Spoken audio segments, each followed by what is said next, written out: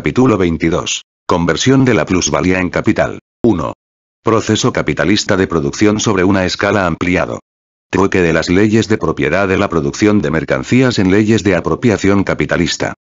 Antes, hubimos de estudiar cómo brota la plusvalía del capital. Ahora investiguemos cómo nace el capital de la plusvalía. La inversión de la plusvalía como capital o la reversión a capital de la plusvalía se llama acumulación de capital. Ante todo, analicemos este fenómeno desde el punto de vista del capitalista individual.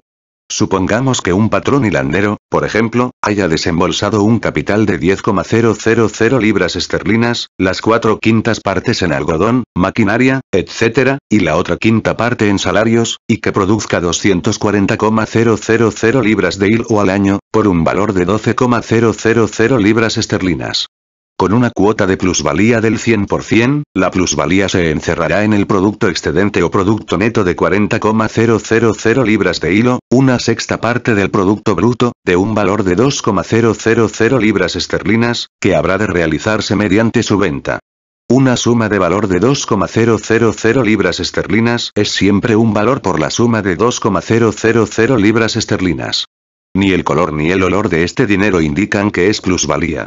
El que un valor sea plusvalía solo indica cómo llegó a manos de su poseedor, pero no altera en lo más mínimo la naturaleza del valor del dinero. Por tanto, para convertir en capital la nueva suma de 2,000 libras esterlinas, el patrono hilandero, suponiendo que las demás circunstancias permanezcan invariables, invertirá 4/5 partes de esta suma en comprar algodón, etc., y el resto en comprar nuevos obreros hilanderos, quienes encontrarán en el mercado los medios de vida cuyo valor les suministra él. El nuevo capital así distribuido comenzará a funcionar en la fábrica de hilados y arrojará, a su vez, una plusvalía de 400 libras. El valor del capital revestía forma de dinero desde el momento mismo de desembolsarse. En cambio, la plusvalía se presenta desde el primer momento como valor de una determinada parte del producto bruto. Al venderse esta y convertirse en dinero, el valor del capital recobra su forma primitiva, mientras que la plusvalía cambia de forma o modalidad.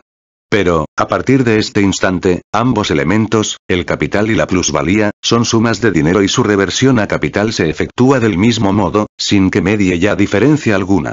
El capitalista invierte ambas sumas en comprar las mercancías que le permitan acometer de nuevo la fabricación de su artículo, esta vez sobre una escala ampliada. Sin embargo, para poder comprar estas mercancías, tiene que empezar por encontrarlas en el mercado. Si sus hilados circulan es porque él lanza al mercado su producto anual, ni más ni menos que hacen los demás capitalistas con las mercancías de su fabricación. Pero, antes de lanzarse al mercado, estos productos figuraban ya en el fondo anual de producción, es decir, en la masa global de objetos de todo género, en los que se convierte, al cabo del año, la suma global de los capitales individuales o el capital global de la sociedad y del que cada capitalista individual solo posee una parte alícuota.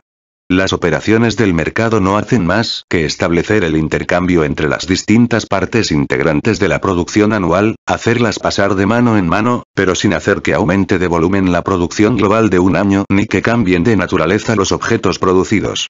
Por tanto, el uso que se haga o pueda hacerse del producto global anual dependerá de la propia composición de este, pero nunca de la circulación.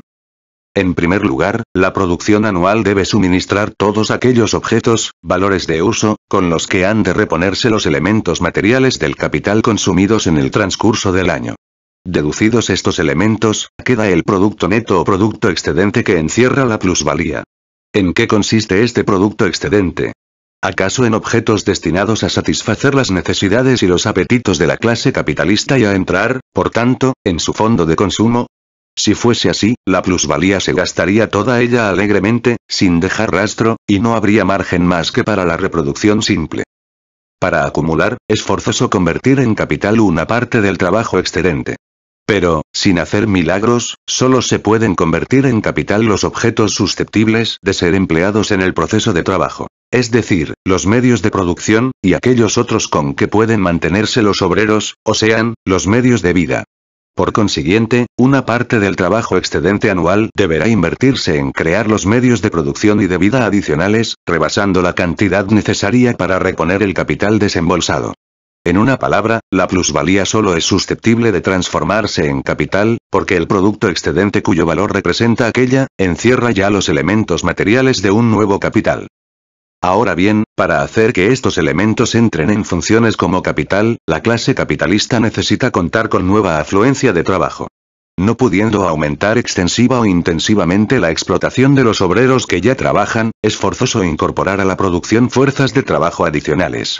El mecanismo de la propia producción capitalista se cuida también de resolver este problema, al reproducir a la clase obrera como una clase supeditada al salario, cuyos ingresos normales bastan no solo para asegurar su conservación, sino también para garantizar su multiplicación. Lo único que tiene que hacer el capital es incorporar a los medios de producción adicionales contenidos ya en la producción anual estas fuerzas de trabajo supletorias que la clase obrera le suministra todos los años, en diferentes edades, y con ello se habrá operado la conversión de la plusvalía en capital. Analizada de un modo concreto, la acumulación se reduce a la reproducción del capital en una escala progresiva. El ciclo de la reproducción simple se modifica y transforma, según expresión de Sismondi, en forma de espiral. Volvamos a nuestro ejemplo. Es la vieja historia. Abraham fue padre de Isaac, Isaac padre de Jacob, etc. El capital inicial de 10,000 libras esterlinas arroja una plusvalía de 2,000 libras, que es capitalizada. Este nuevo capital de 2,000 libras esterlinas rinde una nueva plusvalía de 400 libras. Esta, también capitalizada, es decir, convertida en un segundo capital adicional, arroja una nueva plusvalía de 80 libras, y así sucesivamente. Por el momento, prescindimos de la parte de plusvalía gastada por el capitalista. Tampoco nos interesa saber, por ahora, si el capitalista incorpora los capitales adicionales al capital primitivo o si los aparta para explotarlos independientemente, ni si los explota el mismo capitalista que los ha acumulado o los entrega a otro para su explotación. Lo único que no debemos perder de vista es que el capital primitivo continúa reproduciéndose y produciendo plusvalía al lado de los capitales de nueva formación, y lo mismo ocurre con todo capital acumulado en relación con el capital adicional engendrado por él. El capital primitivo se formó mediante el desembolso de 10,000 libras esterlinas. ¿De dónde sacó este dinero su poseedor? De su propio trabajo y del de sus antecesores. Contestan a coro los portavoces de la economía política, y esta hipótesis parece, en efecto, la única que concuerda con las leyes de la producción de mercancías. Muy otra cosa acontece con el capital adicional de 2,000 libras esterlinas. El proceso de formación de este capital lo conocemos al dedillo. Este capital es plusvalía capitalizada. No encierra, desde su origen, ni un solo átomo de valor que no provenga de trabajo ajeno no retribuido. Los medios de producción a los que se incorpora la fuerza de trabajo adicional, así como los medios de vida con que ésta se mantiene, no son más que partes integrantes del producto excedente, del tributo arrancado anualmente a la clase obrera por la clase capitalista. Cuando ésta, con una parte del tributo, le compra aquella fuerza de trabajo adicional, aunque se la pague por todo lo que vale, cambiándose equivalente por equivalente, no hace más que acudir al viejo procedimiento del conquistador que compra mercancías al vencido y las paga con su propio dinero, con el dinero que antes le ha robado. Cuando el capital adicional emplea a su propio productor, este, de una parte, tiene que seguir fomentando el valor del capital primitivo y, de otra parte, rescatar el producto de su trabajo anterior con más trabajo del que costó. Como transacción entre la clase capitalista y la clase obrera, no altera para nada el problema el hecho de que con el trabajo no retribuido de los obreros empleados anteriormente se contraten otros nuevos. Algunas veces, el capitalista invierte el capital adicional en una máquina que lanza al arroyo a los productores de ese capital, sustituyéndolos por un par de arrapiezos. Tanto en uno como en otro caso, la clase obrera, con lo que trabaja de más este año, crea el capital necesario para dar al año siguiente entrada al trabajo adicional. Esto es lo que se llama producir capital con capital.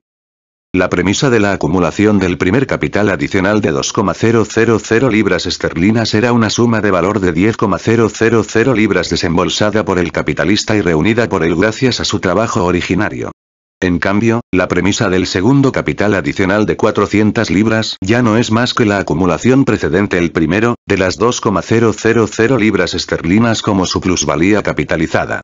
Ahora, la única condición en que descansa la apropiación actual de trabajo vivo no retribuido, en proporciones cada vez mayores, es la propiedad de trabajo pretérito sin retribuir. La suma que el capitalista puede acumular es tanto mayor cuanto mayor sea la que haya acumulado antes. La plusvalía en que radica el capital adicional NUM. 1 es, como velamos, el resultado de la compra de la fuerza de trabajo con una parte del capital originario, compra que se ajustaba a las leyes del cambio de mercancías y que, jurídicamente considerada, no exigía, por lo que se refiere al obrero, más que el derecho a disponer libremente de sus facultades, y respecto al poseedor del dinero o de las mercancías, la libre disposición sobre los valores de su pertenencia. El capital adicional NUM. 2 y los siguientes son un mero resultado del capital adicional NUM.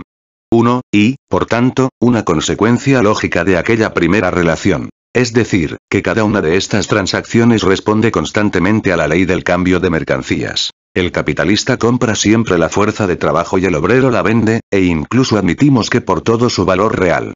Pues bien, en estas condiciones, la ley de la apropiación o ley de la propiedad privada, ley que descansa en la producción y circulación de mercancías, se trueca, por su misma dialéctica interna e inexorable, en lo contrario de lo que es.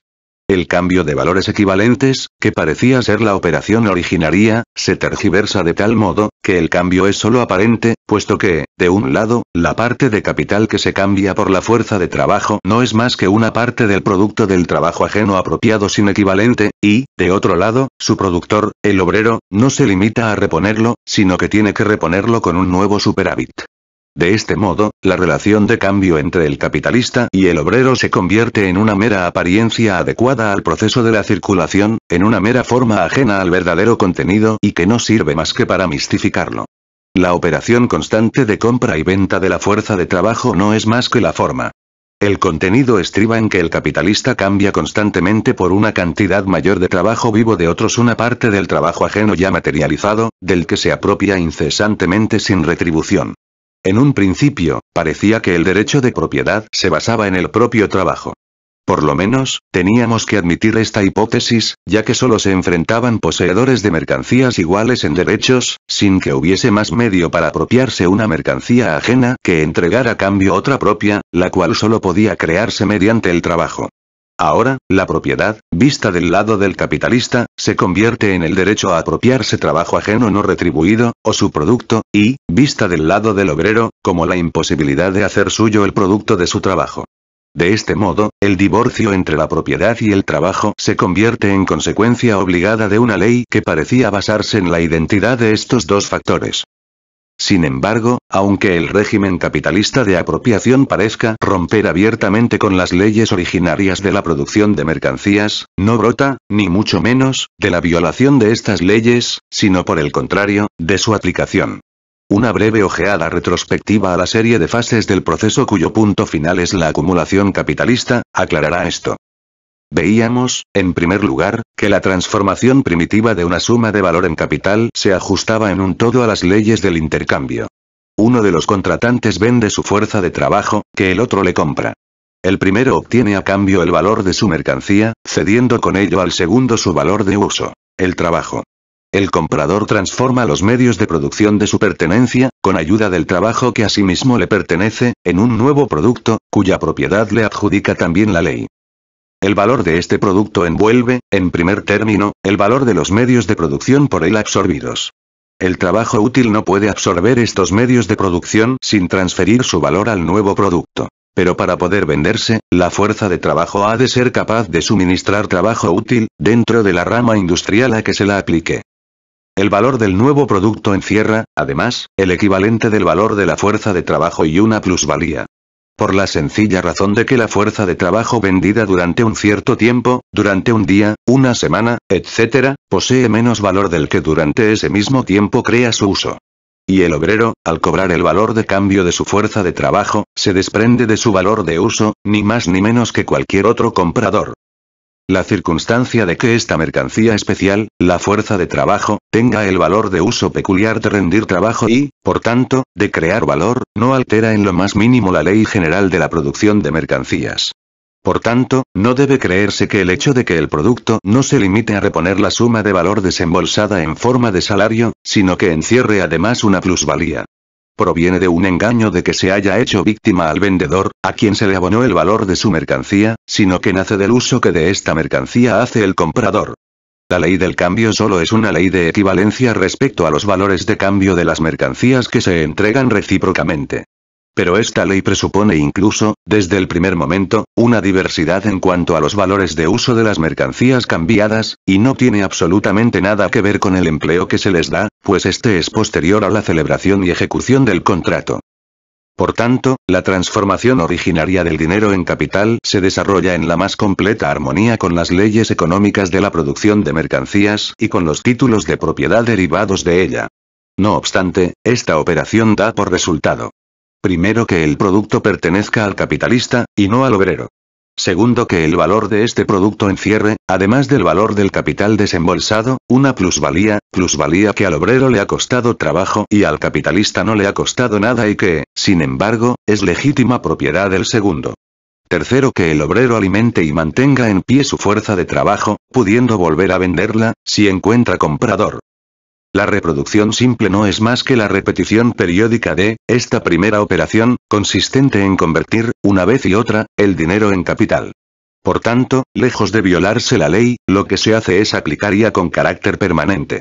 Varios actos de cambio engarzados los unos a los otros, no hacen más que convertir al último en representante del primero. Sismondi, Nouveaux Principes, etc., p. 70. Y, sin embargo, hemos visto que basta la reproducción simple para imprimir a esta primera operación, cuando la enfocábamos como un fenómeno aislado, un carácter radicalmente distinto.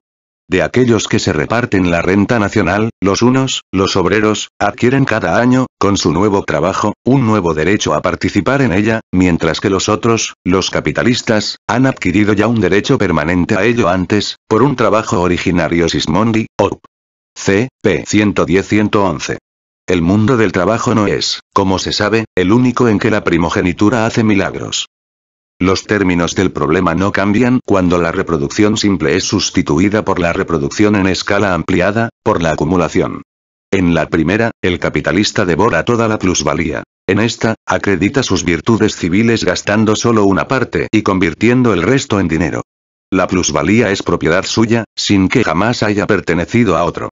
Si la desembolsa para la producción, hace exactamente lo mismo que hizo el día en que pisó por primera vez el mercado. Desembolsa sus propios fondos.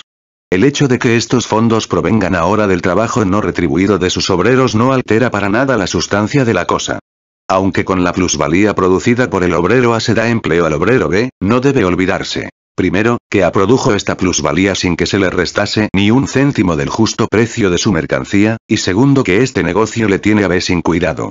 Lo que B exige y tiene derecho a exigir es que el capitalista le abone el valor de su fuerza de trabajo. Ambos salen ganando. El obrero, porque se le abonan los frutos de su trabajo, debiera decir, con el trabajo no retribuido de otros obreros antes de realizarlo, debiera decir, antes de que rinda su propio fruto. El patrono, Lemaitre, porque el trabajo de este obrero vale más que su salario, debiera decir, crea más valor que el de su salario. Sismondi, Op. C. p. 135. Claro está que la cosa cambia radicalmente si enfocamos la producción capitalista en el curso ininterrumpido de su renovación y si, en vez de fijarnos en un solo capitalista y en un solo obrero, nos fijamos en la totalidad, en la clase capitalista, de una parte, y de otra en la clase obrera. Pero esto sería aplicar a la producción de mercancías una pauta totalmente ajena a ella. En la producción de mercancías solo se enfrentan, como individuos independientes los unos de los otros, vendedores y compradores. Sus mutuas relaciones finalizan el mismo día en que vence el contrato cerrado entre ellos. Y si la operación se repite, es a base de un nuevo contrato que nada tiene que ver con el precedente, aunque la casualidad enfrente en él al mismo comprador y al mismo vendedor. Por consiguiente, si queremos analizar, con arreglo a sus propias leyes económicas, la producción de mercancías o cualquier fenómeno que forme parte de ella, deberemos examinar cada acto de cambio de por sí, al margen de toda conexión con el que le precede y con el que le sigue. Y puesto que tanto las compras como las ventas se celebran siempre entre ciertos individuos, no cabe buscar en ellas relaciones entre clases sociales enteras. Por larga que sea la serie de reproducciones periódicas y de acumulaciones precedentes que haya recorrido el capital que hoy se halla funcionando, este conserva siempre su primitiva virginidad. Mientras en cada acto de cambio, considerado de por sí, se guarden las leyes del cambio de mercancías, el régimen de apropiación puede experimentar una transformación radical sin tocar para nada los títulos de propiedad inherentes a la producción de mercancías. Estos títulos se mantienen en vigor como en un principio, cuando el producto pertenecía al productor y cuando éste, cambiando equivalente por equivalente, solo podía enriquecerse con su propio trabajo. El mismo derecho rige en el período capitalista, donde la riqueza social se convierte, en proporciones cada vez mayores, en propiedad de quienes disponen de medios para apropiarse constantemente el trabajo no retribuido de otros. Este resultado se impone como inevitable tan pronto como la fuerza de trabajo es vendida libremente por el propio obrero como una mercancía. Pero este es también el momento a partir del cual la producción de mercancías se generaliza y convierte en forma típica de producción. Es a partir de entonces cuando todos los artículos se producen desde el primer momento para el mercado, y cuando toda la riqueza producida discurre por los cauces de la circulación. Solo allí donde tiene por base el trabajo asalariado se impone la producción de mercancías a toda la sociedad, y solo allí desarrolla todas sus potencias ocultas. Decir que la interposición del trabajo asalariado falsea la producción de mercancías equivale a decir que la producción de mercancías no debe desarrollarse si no quiere verse falseada. Al paso que esta producción se desarrolla, obedeciendo a sus propias leyes inmanentes, para convertirse en producción capitalista, las leyes de la propiedad inherentes a la producción de mercancías se truecan en las leyes de apropiación del capitalismo. Veíamos que, aun en la reproducción simple, todo capital desembolsado, cualquiera que fuese su origen, se convertía en capital acumulado o en plusvalía capitalizada. Pero, en el raudal de la producción, los capitales iniciales desembolsados van convirtiéndose en una magnitud que tiende a decrecer, magnitud o evanescence, en sentido matemático, comparada con el capital directamente acumulado, es decir, con la plusvalía o el producto excedente revertidos a capital, ya funcione en las mismas manos que lo acumularon o en manos ajenas. Por eso, la economía política define generalmente el capital como riqueza acumulada plusvalía o renta transformada en capital invertida nuevamente en la producción de plusvalía, o presentada al capitalismo como poseedor del producto excedente. Este modo de concebir se expresa también, bajo otra forma, cuando se dice que todo capital es interés acumulado o capitalizado, pues el interés no es más que una modalidad de la plusvalía. 2. Falsa concepción de la reproducción en escala ampliada, por parte de la economía política. Antes de entrar a examinar más en detalle la acumulación, o sea, la conversión de la plusvalía en capital, hemos de despejar un equívoco alimentado por la economía clásica. Del mismo modo que las mercancías que el capitalista compra con una parte de la plusvalía para atender a su propio consumo no le sirven de medios de producción ni de fuente de valor, el trabajo comprado por él para satisfacer sus necesidades naturales y sociales no tiene tampoco el carácter de trabajo productivo. Con la compra de esas mercancías y de ese trabajo, lejos de transformar la plusvalía en capital, lo que hace es consumirla o gastarla como renta. Frente a la vieja concepción aristocrática, que, como Hegel dice acertadamente, consiste en consumir lo que existe, expandiéndose también en el lujo de los servicios personales, la economía burguesa consideraba como su postulado primordial proclamar como primer deber de ciudadanía y predicar incansablemente la acumulación del capital. Para acumular, lo primero que hace falta es no comerse todas las rentas, sino apartar una buena parte de ellas para invertirla en el reclutamiento de nuevos obreros productivos, que rinden más de lo que cuestan. Además, la economía burguesa véase obligada a luchar contra el prejuicio vulgar que confunde la producción capitalista con el atesoramiento y entendía, por tanto, que la riqueza acumulada es riqueza sustraída a la destrucción bajo su forma natural, y por consiguiente al consumo e incluso a la circulación.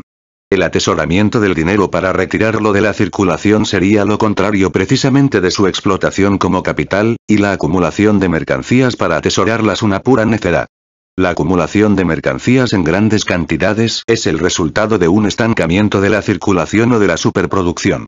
Cierto es que en la mente del pueblo circula, de una parte, la idea de los bienes acumulados en el fondo de consumo de los ricos y que van devorándose lentamente, y, de otra parte, la idea del almacenamiento, fenómeno propio de todos los sistemas de producción y en el que nos detendremos un momento cuando estudiemos el proceso de la circulación.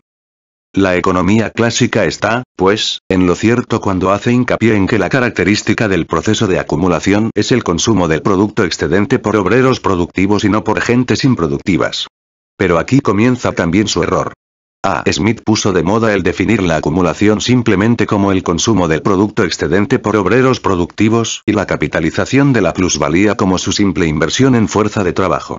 Oigamos, por ejemplo, lo que dice Ricardo. Hay que tener en cuenta que todos los productos de un país son consumidos. Pero hay una gran diferencia, la más grande que pueda imaginarse, entre que se consuman por quienes reproducen otro valor o por quienes no reproducen ninguno.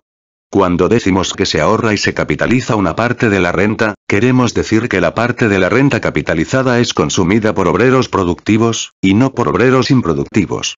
No cabe mayor error que creer que el capital aumenta por no consumirlo. No cabe mayor error que el que Ricardo y todos sus sucesores toman de A. Smith al decir que la parte de la renta capitalizada es consumida por obreros productivos. Según esto, toda la plusvalía convertida en capital pasaría a ser capital variable. Y no es así, sino que se divide, al igual que el capital inicial, en capital constante y capital variable, en medios de producción y fuerza de trabajo. La fuerza de trabajo es la forma en que cobra existencia el capital variable dentro del proceso de producción. En este proceso, es consumida por el capitalista que la adquiere. A su vez, ella consume, mediante su función, el trabajo, medios de producción. Al mismo tiempo, el dinero abonado para comprar la fuerza de trabajo se invierte en medios de vida, que no son consumidos por el trabajo productivo directamente, sino por el obrero productivo. A. Smith llega, con su análisis radicalmente falso, al lamentable resultado de que, aun cuando todo capital individual se divida en constante y variable, el capital social no es más que capital variable, capital invertido todo él en pagar salarios. Supongamos, por ejemplo, que un fabricante de paños convierta 2,000 libras esterlinas en capital. Una parte de este dinero lo invierte en comprar tejedores, la otra parte en adquirir hilados de lana, maquinaria, etc. A su vez, aquellos a quienes él compra el hilado y la maquinaria pagan con una parte del dinero obtenido el trabajo, y así sucesivamente, hasta que las 2,000 libras esterlinas se invierten totalmente en pagar salarios o el producto íntegro representado por esta suma se consume por obreros productivos. Como se ve, todo el peso de este argumento estriba en las palabras y así sucesivamente. Palabras que nos mandan de Poncio a Pilatos, como si dijésemos. En efecto, A. Smith pone fin a su investigación allí donde comienza realmente la dificultad. Mientras solo nos fijemos en el fondo de la producción global de un año, el proceso anual de la reproducción será fácil de entender. Lo grave es que todos los elementos integrantes de la producción anual deben ser llevados al mercado, donde comienza la dificultad.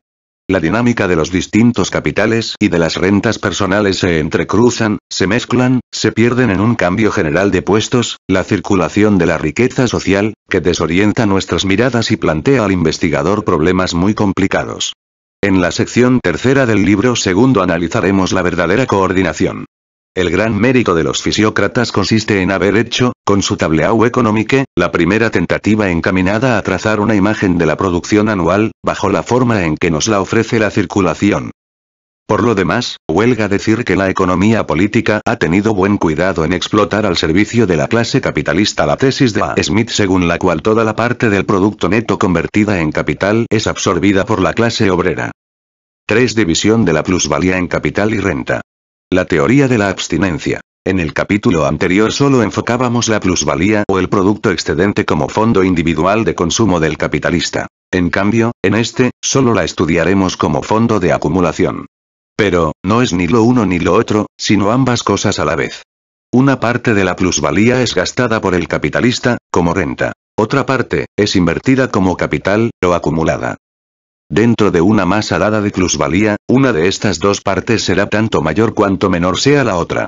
Suponiendo que todas las demás circunstancias permanezcan invariables, es la magnitud de la acumulación la que determina la proporción en que aquella masa se divide. Pero el que establece la división es el propietario de la plusvalía, el capitalista. Es, por tanto, obra de su voluntad. De la parte del tributo percibido por el que destina a la acumulación se dice que la ahorra, porque no la gasta, es decir, porque cumple de ese modo su misión de capitalista, que es enriquecerse. Solo cuando es capital personificado tiene el capitalista un valor ante la historia y ese derecho histórico a existir que, según el ingenioso Lichnowsky, no data. Solo entonces, su propia necesidad transitoria va implícita en la necesidad transitoria del régimen capitalista de producción. Mas para ello no ha de tomar como impulso motor el valor de uso y el goce, sino el valor de cambio y su incrementación. Como un fanático de la valorización del valor, el verdadero capitalista obliga implacablemente a la humanidad a producir por producir y, por tanto, a desarrollar las fuerzas sociales productivas y a crear las condiciones materiales de producción que son la única base real para una forma superior de sociedad cuyo principio fundamental es el desarrollo pleno y libre de todos los individuos. El capitalista solo es respetable en cuanto personificación del capital. Como tal, comparte con el atesorador el instinto absoluto de enriquecerse. Pero lo que en este no es más que una manía individual, es en el capitalista el resultado del mecanismo social, del que él no es más que un resorte. Además, el desarrollo de la producción capitalista convierte en ley de necesidad el incremento constante del capital invertido en una empresa industrial, y la concurrencia impone a todo capitalista individual las leyes inmanentes del régimen capitalista de producción como leyes coactivas impuestas desde fuera. Le obliga a expandir constantemente su capital para conservarlo, y no tiene más medio de expandirlo que la acumulación progresiva. Por tanto, en la medida en que sus actos y omisiones son una meta función del capital personificado en él con conciencia y voluntad, su consumo privado se le antoja como un robo cometido contra la acumulación de su capital, corno en la contabilidad italiana, en la que los gastos privados figuraban en el debe del capitalista a favor del capital. La acumulación es la conquista del mundo de la riqueza social. A la par con la masa del material humano explotado, dilata los dominios directos e indirectos del capitalista. Pero el pecado original llega a todas partes. Al desarrollarse el régimen capitalista de producción, al desarrollarse la acumulación y la riqueza, el capitalista deja de ser una mera encarnación del capital. Siente una ternura humana por su propio Adán y es ya tan culto, que se ríe de la emoción ascética como de un prejuicio del atesorador pasado de moda. El capitalista clásico condena el consumo individual como un pecado cometido contra su función y anatematiza todo lo que sea abstenerse de la acumulación. En cambio, el capitalista modernizado sabe ya presentar la acumulación como el fruto de la abstinencia y de la renuncia a su goce individual. Dos almas moran, hay en su pecho, pugnando por desprenderse la una de la otra. En los orígenes históricos del régimen capitalista de producción, y todo capitalista advenedizo pasa, individualmente, por esta fase histórica, imperan, como pasiones absolutas, la avaricia y la ambición de enriquecerse. Pero los progresos de la producción capitalista no crean solamente un mundo de goces. Con la especulación y el sistema de crédito, estos progresos abren mil posibilidades de enriquecerse deprisa. Al llegar a un cierto punto culminante de desarrollo, se impone incluso como una necesidad profesional para el infeliz capitalista una dosis convencional de derroche, que es a la par ostentación de riqueza y, por tanto, medio de crédito. El lujo pasa a formar parte de los gastos de representación del capital.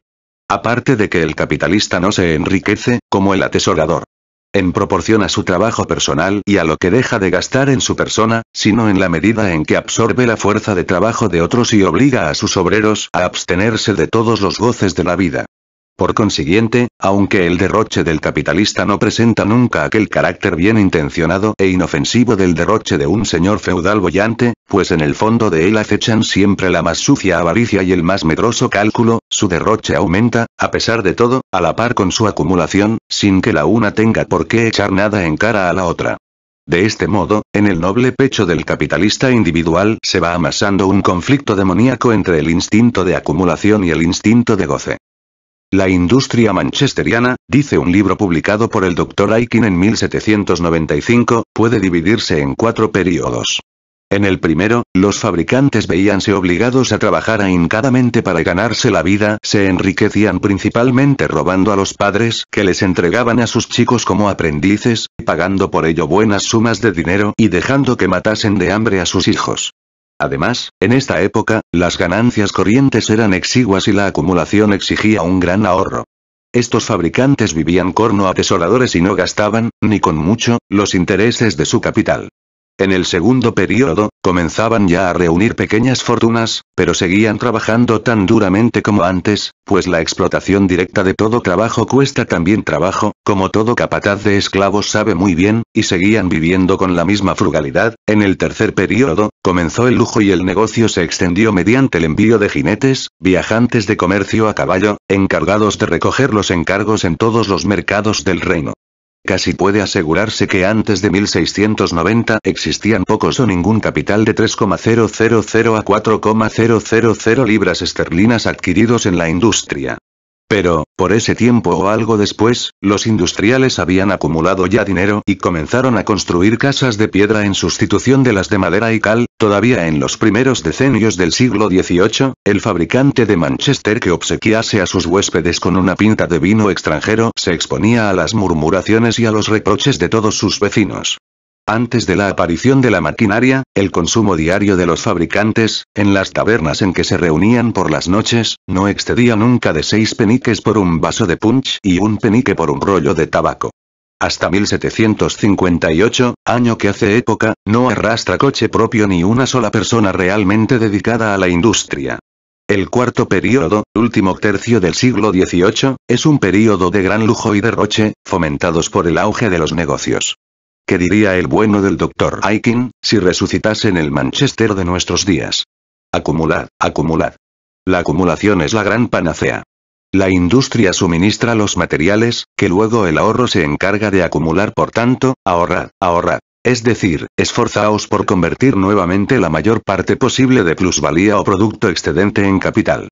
Acumular por acumular, producir por producir. En esta fórmula recoge y proclama la economía clásica la misión histórica del período burgués. La economía jamás ignoró los dolores del parto que cuesta la riqueza, pero ¿de qué sirve quejarse contra lo que la necesidad histórica ordena? Para la economía clásica, el proletariado no es más que una máquina de producir plusvalía. En justa reciprocidad, no ve tampoco en el capitalista más que una máquina para transformar esta plusvalía en capital excedente. Estos economistas toman su función histórica trágicamente en serio.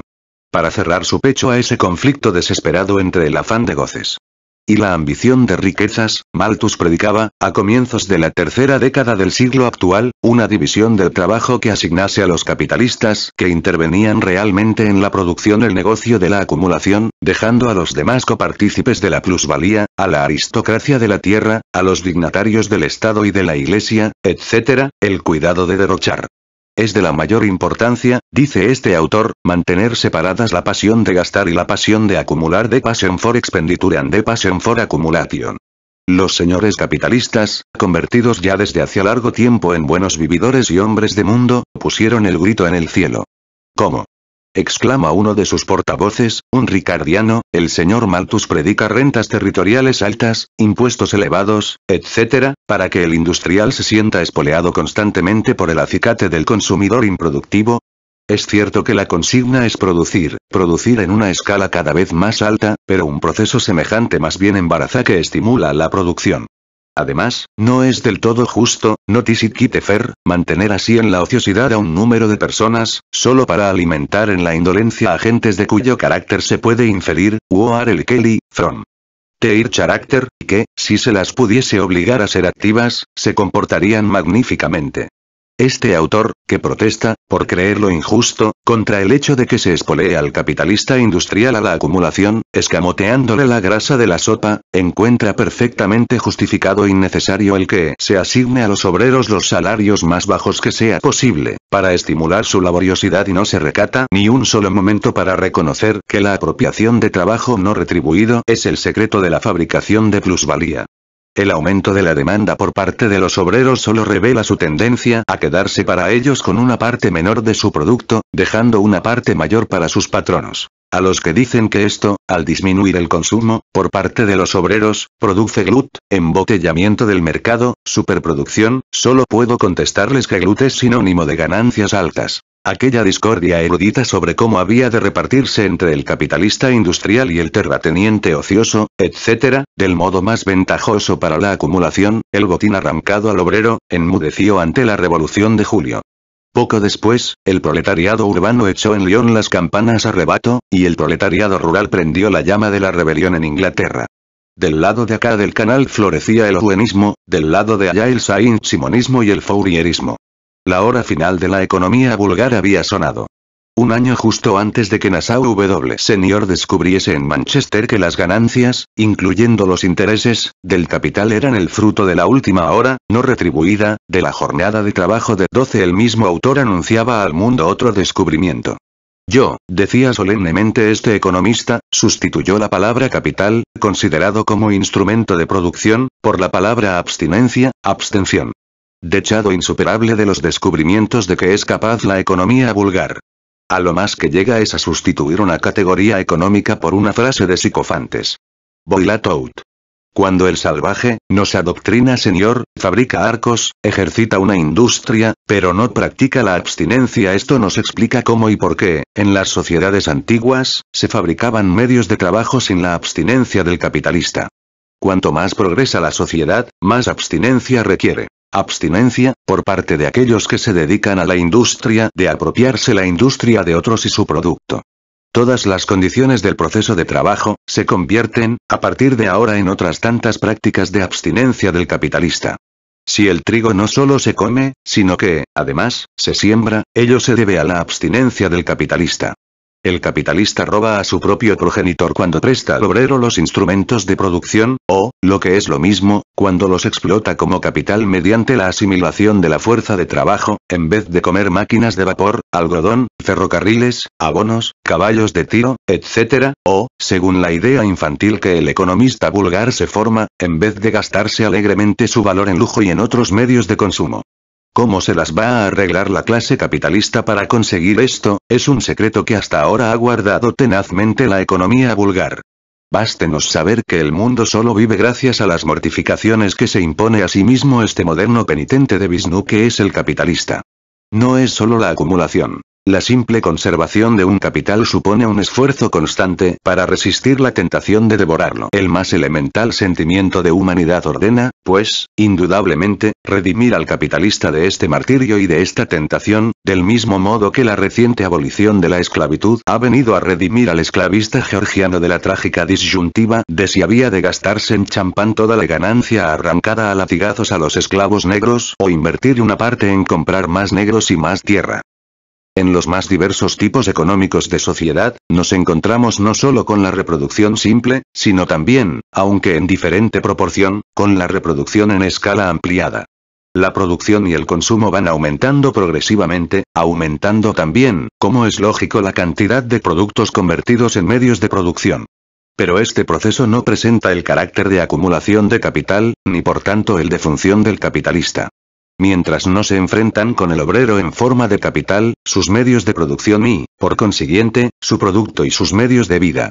Richard Jones, muerto hace algunos años y sucesor de Malthus en la cátedra de Economía Política del Colegio de las Indias Orientales de Aylesbury, pone esto de relieve a la luz de dos grandes hechos.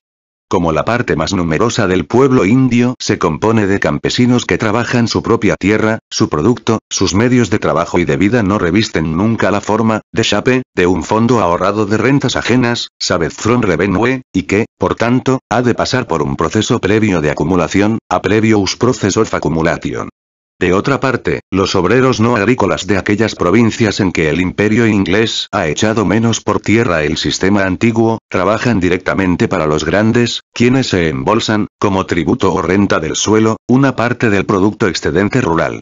Una fracción de este producto excedente se la gastan los grandes en especie, otra parte la convierten los obreros para ellos en artículos de lujo y otros medios de consumo, y el resto constituye el salario de los obreros, dueños de sus instrumentos de trabajo.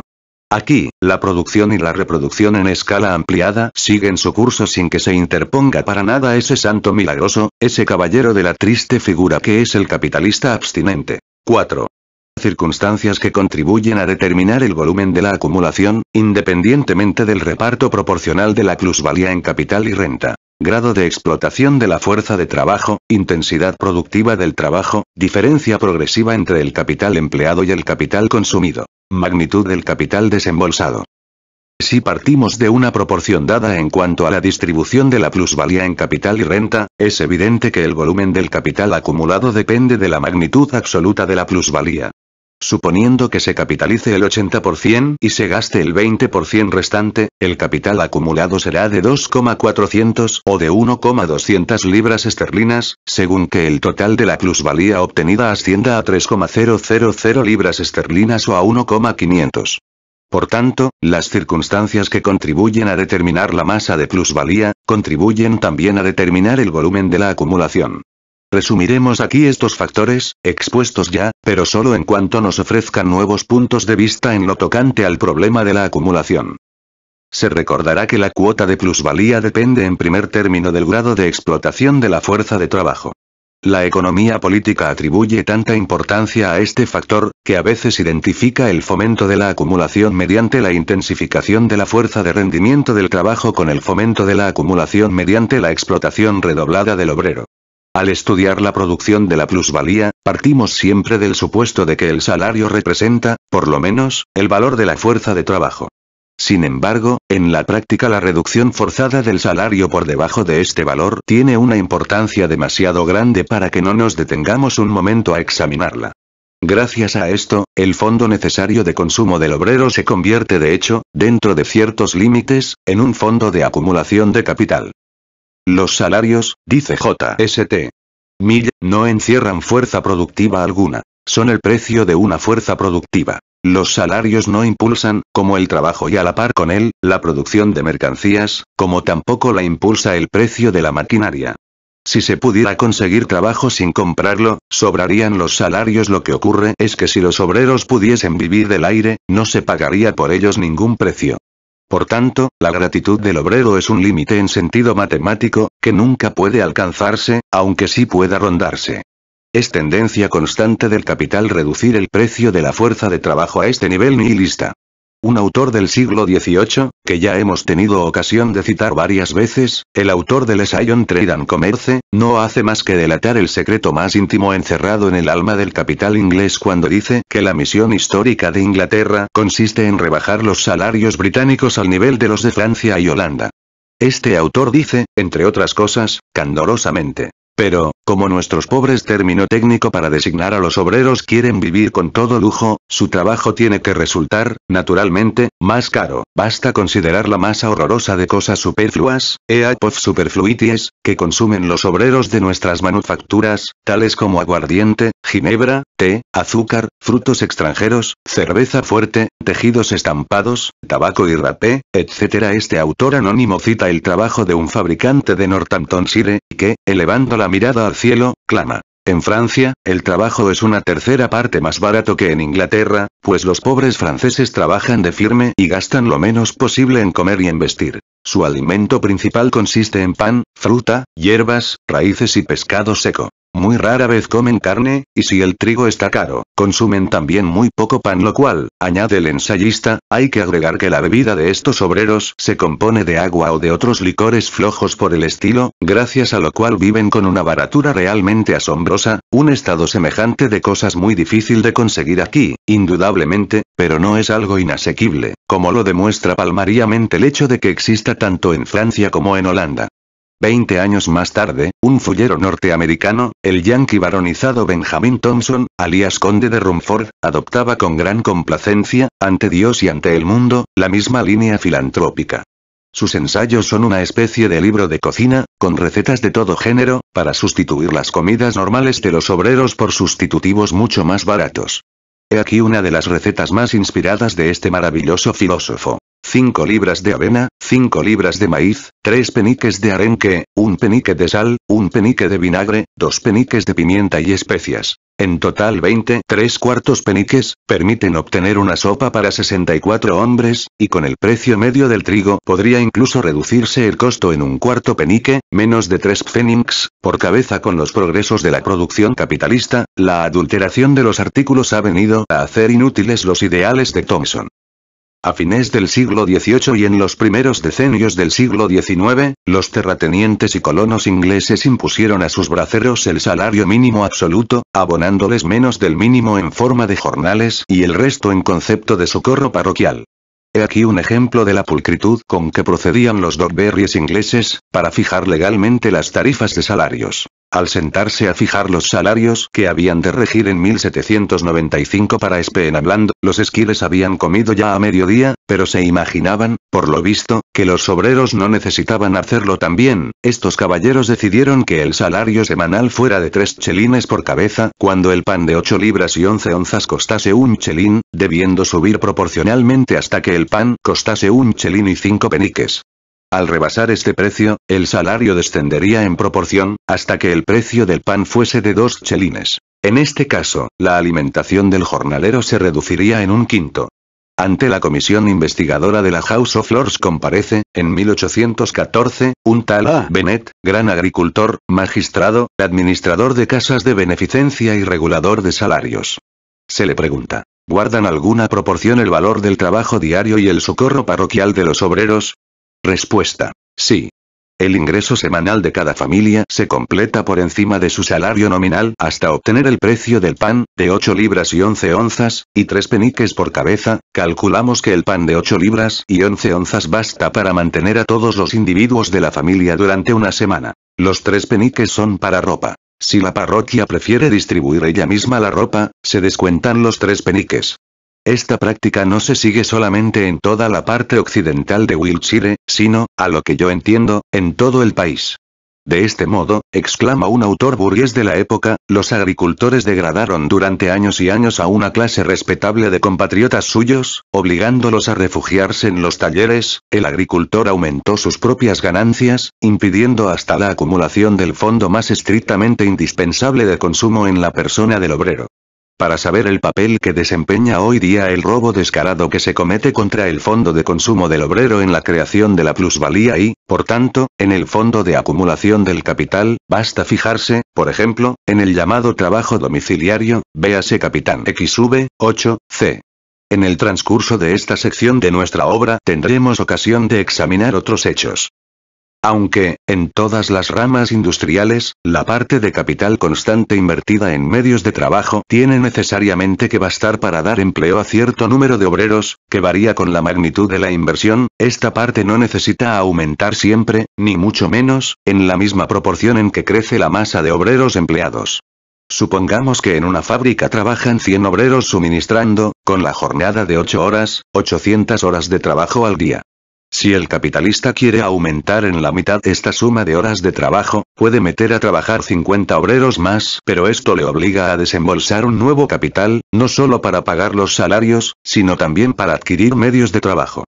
Pero tiene también otro camino. Hacer que los 100 obreros primitivos trabajen 12 horas en vez de 8, en cuyo caso no necesitará adquirir nuevos medios de trabajo. Lo único que ocurrirá será que los ya existentes se desgastarán antes.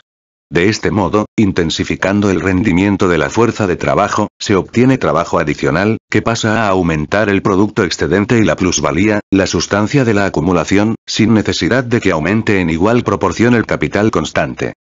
En la industria extractiva, en las minas por ejemplo, la materia prima no forma parte integrante del capital desembolsado. Aquí, el objeto trabajado no es producto de un trabajo anterior, sino regalo de la naturaleza. Es lo que acontece con el cobre en bruto, los minerales, el carbón de bulla, la piedra, etc. En estas explotaciones, el capital constante se invierte casi exclusivamente en medios de trabajo, que pueden tolerar muy bien una cantidad de trabajo suplementario, v.gr. mediante un turno diario y otro nocturno de obreros. En igualdad de circunstancias, la masa y el valor del producto aumentan en relación directa al volumen del trabajo empleado.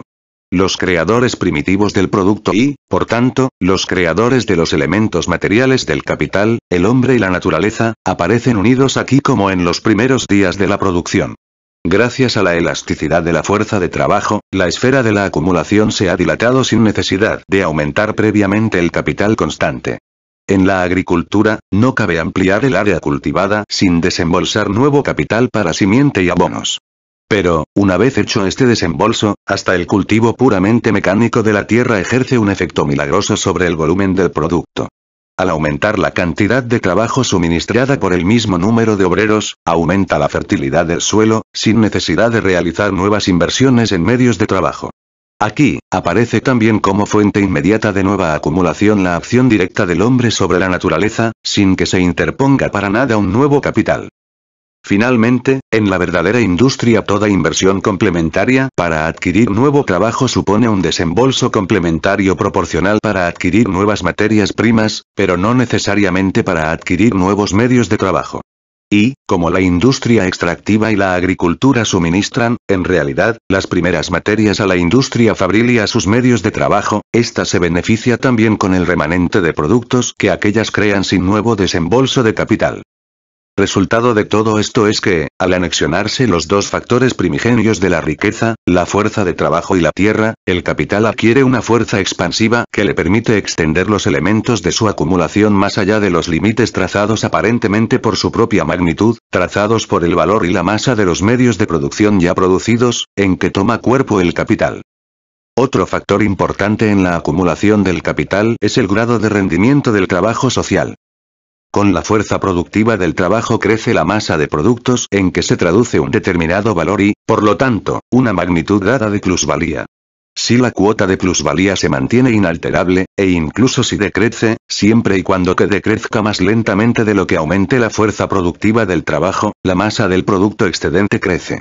Por tanto, si su distribución en renta y capital adicional no se modifica, el consumo del capitalista puede aumentar sin que disminuya el fondo de acumulación. El volumen proporcional del fondo de acumulación puede, incluso, aumentar a costa del fondo de consumo, mientras el abaratamiento de las mercancías pone a disposición del capitalista tantos o más medios de disfrute que antes.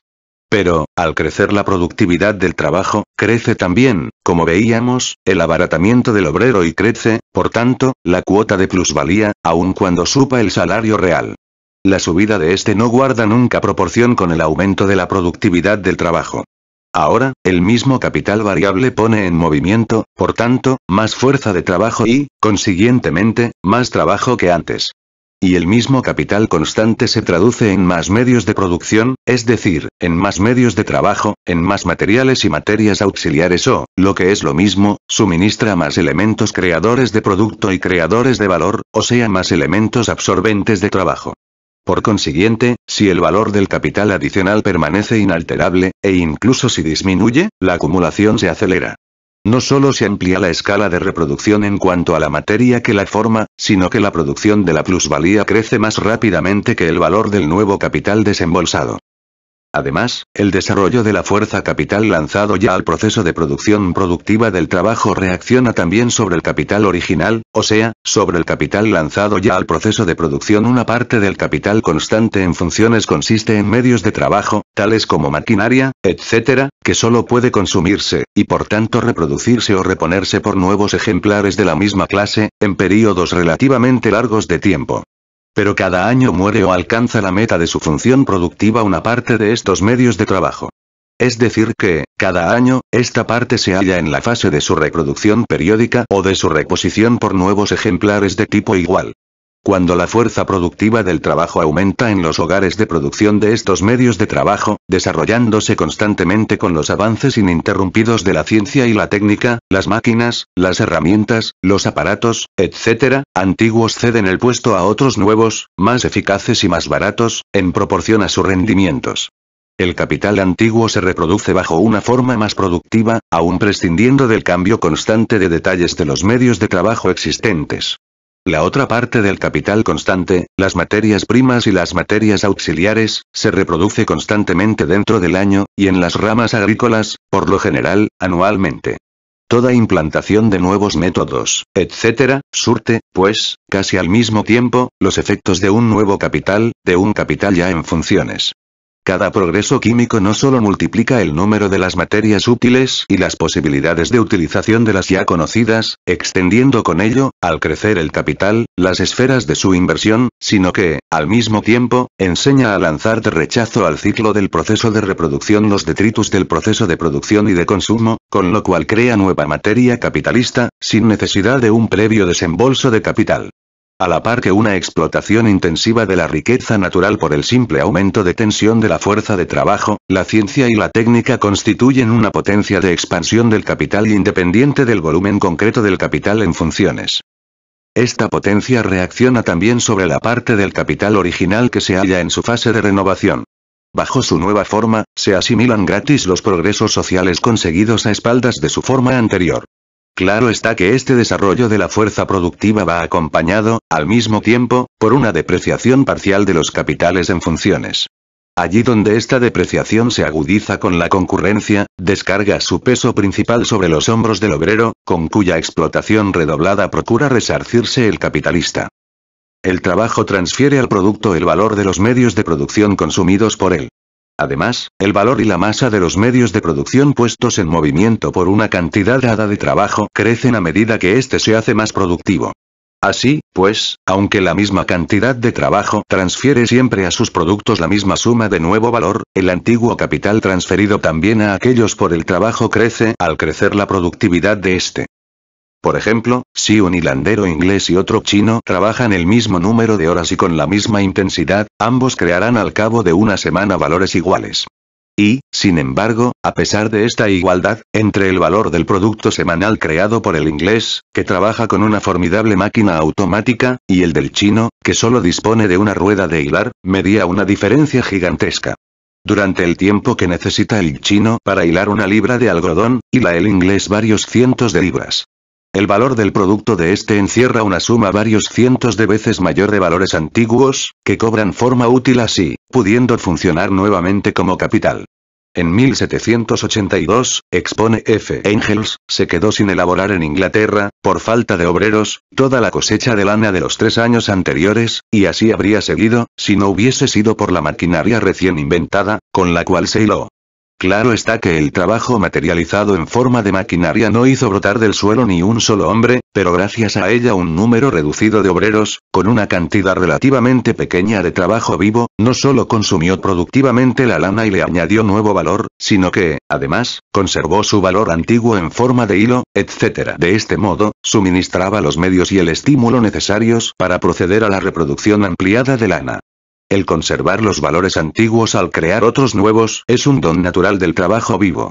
Al aumentar la eficacia, el volumen y el valor de sus medios de producción, es decir, con la acumulación que acompaña al desarrollo de su fuerza productiva, el trabajo conserva y eterniza, por tanto, bajo una forma constantemente nueva, un capital cada vez más voluminoso. Esta virtud natural del trabajo se presenta como fuerza de propia conservación del capital que se lo anexiona, del mismo modo que las fuerzas sociales productivas de aquel pasan por ser cualidades propias de este y la constante apropiación de trabajo excedente por el capitalista creación espontánea constante de valor del capital. Las fuerzas todas del trabajo se proyectan como otras tantas fuerzas del capital, del mismo modo que las formas de valor de la mercancía se reflejan, por espejismo, como formas de dinero. Al crecer el capital, crece la diferencia entre capital empleado y capital consumido. Dicho en otros términos, crece la masa de valor y de materia de los medios de trabajo, edificios, maquinaria, tuberías de drenaje, ganado de labor, aparatos de toda clase, etc., que durante períodos más o menos largos, en procesos de producción constantemente repetidos, funcionan en toda su extensión o sirven para conseguir determinados efectos útiles, desgastándose solo paulatinamente y perdiendo, por tanto, valor porción a porción, lo que equivale a transferirlo también porción a porción al producto. En la proporción en que estos medios de trabajo sirven de creadores de productos sin añadir a ellos valor, es decir, en la proporción en que se aplican íntegramente, pero consumiéndose solo en parte, prestan, como ya queda dicho, el mismo servicio gratuito que las fuerzas naturales, el agua, el aire, el vapor, la electricidad, etc. Este servicio gratuito del trabajo pretérito, cuando el trabajo vivo se adueña de él y lo anima, se acumula conforme crece la escala de la acumulación. Como el trabajo pretérito se disfraza siempre de capital, es decir, como el pasivo de los obreros A, B, C, etc., se traduce siempre en el activo del zángano X, es justo que ciudadanos y economistas se ciñan como laureles los méritos del trabajo pretérito y que incluso se asigne a este, según el genio escocés Maculloch, un sueldo especial, el interés, la ganancia, etc. De este modo, el peso cada vez mayor del trabajo pretérito que colabora en el proceso vivo de trabajo bajo la forma de medios de producción, se asigna a la figura enfrentada con el propio obrero, fruto de cuyo trabajo pasado y no retribuido son, es decir, a la figura del capital. Los agentes prácticos de la producción capitalista y sus charlatanes ideológicos son tan incapaces para arrancar a los medios de producción la máscara social antagónica que hoy los cubre como un esclavista para concebir al obrero como tal obrero, desligado de su carácter de esclavo. Dado el grado de explotación de la fuerza de trabajo, la masa de plusvalía se determina por el número de obreros explotados simultáneamente y este corresponde, aunque su proporción oscile, al volumen del capital. Por tanto, cuanto más crezca el capital en el transcurso de la sucesiva acumulación, tanto más crecerá también la suma de valor que se desdobla en el fondo de acumulación y el fondo de consumo. De este modo, el capitalista podrá vivir cada vez mejor y renunciar a más. Finalmente, la energía con que funcionan todos los resortes de la producción es tanto mayor cuanto más se amplía su escala al crecer la masa del capital desembolsado. 5. El llamado fondo de trabajo. Hemos visto, en el curso de esta investigación, que el capital no es ninguna magnitud fija, sino una parte elástica de la riqueza social, parte que fluctúa incesantemente, por la división de la plusvalía en renta y nuevo capital. Hemos visto, además, que aunque el capital en funciones represente una magnitud dada, la fuerza de trabajo por él asimilada, la ciencia y la tierra, entendiendo por tal, en sentido económico, todos los objetos de trabajo existentes por obra de la naturaleza, sin intervención del hombre, constituyen potencias elásticas del mismo, y que, dentro de ciertos límites, le dejan un margen de acción independiente de su propia magnitud. Llegábamos a este resultado prescindiendo de todos los factores del proceso de circulación, que determinan diversos grados de eficacia de la misma masa de capital. Como damos por supuestas las barreras de la producción capitalista, nos enfrentamos, así, con una forma puramente natural y elemental del proceso social de producción, dejando a un lado todas las combinaciones racionales directas y asequibles según un plan, con los medios de producción y las fuerzas de trabajo existentes. La economía clásica gusta siempre de concebir el capital social como una magnitud fija con un grado de acción concreto. Pero este prejuicio no se convierte en dogma hasta que viene el archifilisteo Jeremías Bentham, este oráculo seco, pedantesco y charlatanesco del sentido común burgués del siglo XIX. Bentham viene a ser, entre los filósofos, lo que Martín Tupper entre los poetas. Tanto uno como otro, solo podían fabricarse en Inglaterra. Con su dogma, resultan de todo punto inexplicables los fenómenos más corrientes del proceso de producción, por ejemplo sus expansiones y contradicciones repentinas, e incluso la acumulación. Este dogma fue esgrimido por el propio Bentham y por Malthus, James Mill, McCulloch y otros, para fines apologéticos, a saber, para presentar como una magnitud fija una parte del capital, el capital variable, o sea, el que se invierte en fuerza de trabajo. La existencia material del capital variable, es decir, la masa de medios de vida que representa para el obrero, a la que se daba el nombre de fondo de trabajo, se convertía en el mito de una parte específica de la riqueza social, separada del resto por barreras naturales e infranqueables. Para poner en movimiento la parte de la riqueza social que ha de funcionar como capital constante o, expresando su contenido material, como medios de producción, se requiere una determinada masa de trabajo vivo. Esta masa la determina la tecnología. Lo que no se indica es el número de obreros necesarios para poner en fluidez esta masa de trabajo, pues oscila según el grado de explotación de la fuerza de trabajo individual, ni el precio de esta, sino solo su límite mínimo, harto elástico, además. Los hechos que sirven de base a este dogma son muy sencillos. En primer lugar, el obrero no tiene voz ni voto cuando llega a la hora de dividir la riqueza social en medios de disfrute para los que no trabajan y en medios de producción. En segundo lugar, solo en casos excepcionales y muy propicios puede aumentar el llamado fondo de trabajo a costa de la renta de los ricos. ¿A qué lamentable perogrullada conduce querer presentar las barreras capitalistas del fondo de trabajo como barreras sociales puestas por la naturaleza? Lo demuestra, entre otros, el profesor Fawcett. El capital circulante de un país, dice este autor, es su fondo de trabajo. Por tanto, para calcular el salario medio en dinero que a cada obrero corresponde, no hay más que dividir ese capital por la cifra que arroja el censo de la población obrera. Es decir, que primero se engloban en una suma los salarios individuales abonados de un modo efectivo y luego se proclama que el resultado de esta operación representa la suma de valor del fondo de trabajo concedido por Dios y la naturaleza. Por último, se divide la suma resultante por el número de obreros existentes y se descubre nuevamente cuánto puede corresponder, por término medio, a cada obrero individual. Ingenioso procedimiento. Pero esto no impide a Mr. Fawcett decir, a renglón seguido, la riqueza global acumulada anualmente en Inglaterra se divide en dos partes. Una parte se invierte en Inglaterra, para mantener en marcha nuestra propia industria. El resto se exporta a otros países, la parte invertida en nuestra industria no constituye ninguna porción importante de la riqueza acumulada anualmente en este país.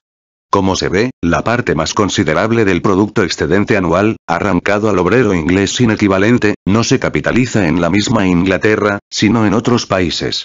Con este capital adicional exportado se exporta una parte de ese fondo de trabajo creado por Dios y por Bentham.